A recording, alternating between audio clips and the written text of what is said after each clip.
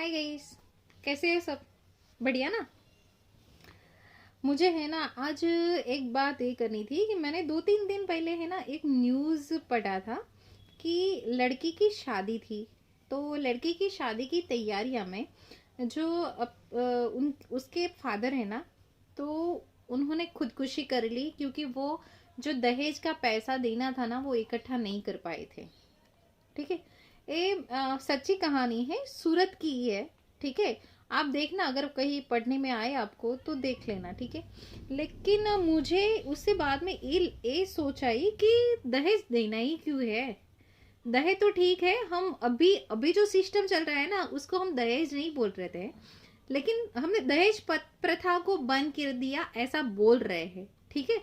लेकिन अभी क्या हो गया है कि किसी की लड़की ने लड़की की शादी हुई तो उसके माँ बाप ने उसको क्या बोलते हैं उसको 2.5 लाख दिए। ठीक है। अभी पैसों की तो बात कम है। ठीक है।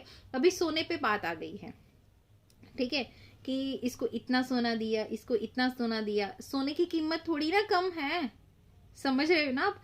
पहले जो गाड़ियां लिया जा सकती थी, ठीक है, और कुछ ना कुछ मांगा करते थे दहेज में, पर इससे तो ये ज्यादा है। सोने का भाव तो देखो आप। ठीक है। पहले ही और किसी की शादी हो रही होती है ना, ठीक है, तो जो हमारे अपने ही रिलेटिव होते हैं ना, ठीक है, वो ही जाके उसको चुगली करते हैं और पूछते हैं कि आपकी बेटी की शादी है तो आप क्या देने वाले हो।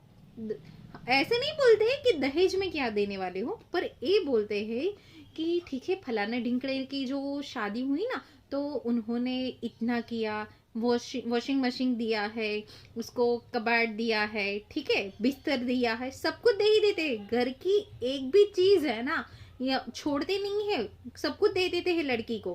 पर ऐसा करते क्यों हो यार? मत करो ऐसा। क्योंकि होता क्या है कि ठीक है, सबकी कैपेसिटी एक जैसी नहीं होती है।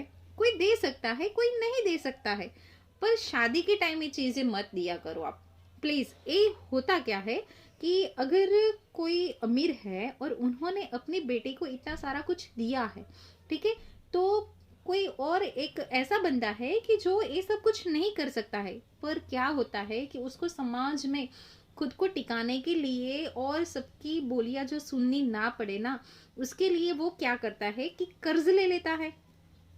कर्ज लेने के बाद उसकी बेटी की शादी करवाता है। ठीक है। पर कर्ज के पैसे नहीं भर पाता तो फिर सुसाइड कर लेता है।